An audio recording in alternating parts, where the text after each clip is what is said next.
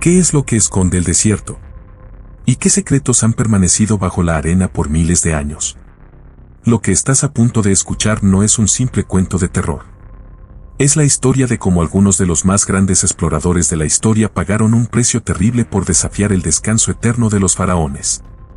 Imagina un lugar donde el tiempo parece haberse detenido, un lugar donde la arena cubre siglos de historia y donde el silencio es tan profundo que parece envolverlo todo.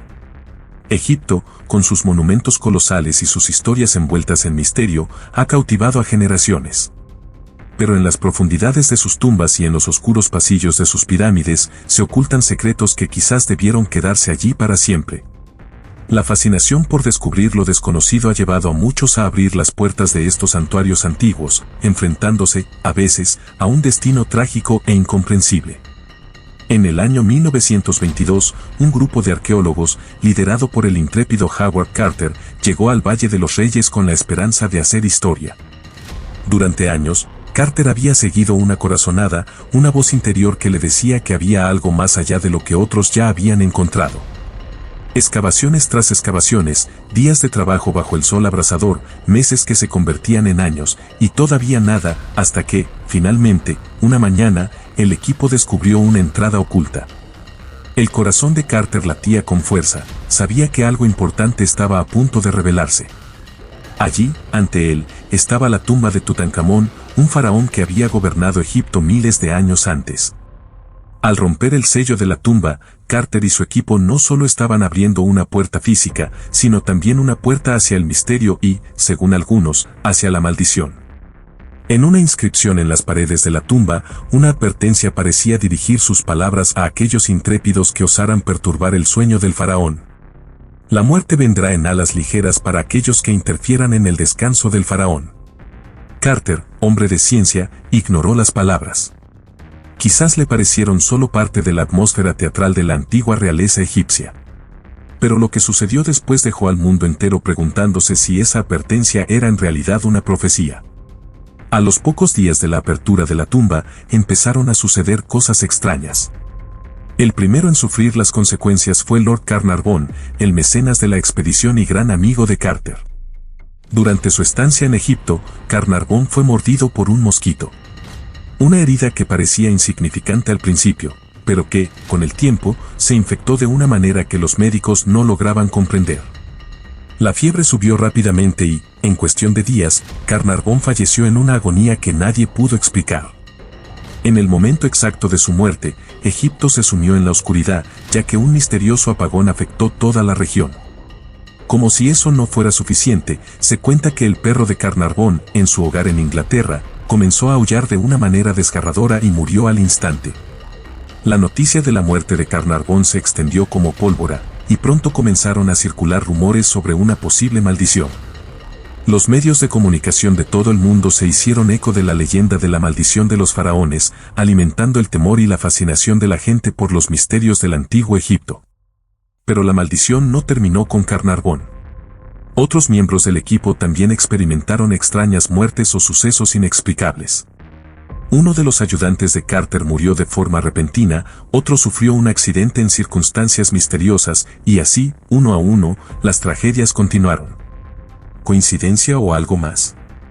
Aquellos que se atrevían a escarbar en las profundidades del pasado comenzaban a creer que, quizás, la maldición era real. Algunos arqueólogos que visitaban la tumba experimentaban sensaciones de malestar, visiones extrañas o pesadillas recurrentes. Había quienes aseguraban escuchar voces susurrantes en los oscuros pasillos de la tumba, palabras en un idioma que no entendían pero que sentían como una advertencia. Incluso Carter, quien se había burlado de la idea de la maldición, empezó a sentir una opresión en el pecho cada vez que entraba a la tumba. Era como si una energía antigua y sombría lo observase desde las sombras. Mientras tanto, los científicos intentaban buscar explicaciones lógicas. Algunos teorizaban que la maldición no era más que una coincidencia, y que las enfermedades de quienes habían muerto se debían a infecciones o toxinas atrapadas en la tumba por miles de años. Investigaciones posteriores sugerían que, al abrir una tumba sellada, podrían haberse liberado esporas de hongos o bacterias extremadamente dañinas. Sin embargo, aquellos que habían estado allí sabían que lo que sentían no podía explicarse con simples teorías científicas. El propio Carter, aunque nunca admitió públicamente creer en la maldición, comenzó a mostrar signos de paranoia. Siempre llevaba consigo un amuleto que decía protegerlo de los malos espíritus, y aunque intentaba mostrarse escéptico ante los rumores, quienes lo conocían bien afirmaban que algo había cambiado en él. Sus noches eran atormentadas por sueños en los que Tutankamón lo miraba fijamente, su mirada cargada de enojo y reproche. Se despertaba sudando y, según decía, sentía que el faraón lo seguía incluso cuando estaba despierto. A medida que los años pasaban, otros exploradores intentaron desentrañar los misterios del antiguo Egipto. Algunos de ellos regresaron ilesos, otros no tuvieron la misma suerte. La tumba de Tutankamón permanecía como un símbolo de advertencia para aquellos que buscaban desenterrar el pasado. La maldición de los faraones comenzó a ser vista como algo más que una simple historia de terror. Era, para muchos, una prueba de que hay fuerzas en el mundo que no comprendemos del todo, fuerzas que trascienden el tiempo y la lógica. Los antiguos egipcios creían en la vida después de la muerte y veían la muerte como un paso hacia otra existencia.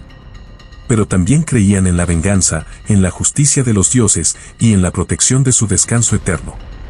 Para ellos, las tumbas eran santuarios sagrados, lugares donde el espíritu podía descansar y protegerse de los peligros de este mundo y del otro. Perturbar esos lugares era, para los egipcios, una profanación imperdonable. Quizás la maldición no era más que una advertencia espiritual, una manera de mantener a los curiosos alejados. Pero también, quizás, era algo real, algo que iba más allá de nuestra comprensión.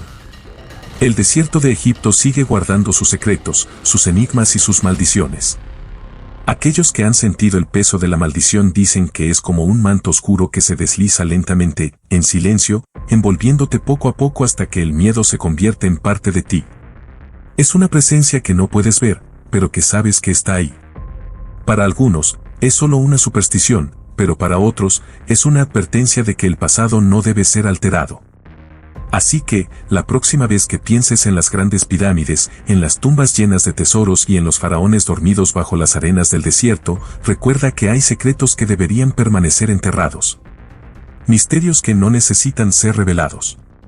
La historia de la maldición de los faraones es más que una simple historia de terror, es un recordatorio de que hay lugares en el mundo donde los espíritus antiguos vigilan y protegen lo que les pertenece.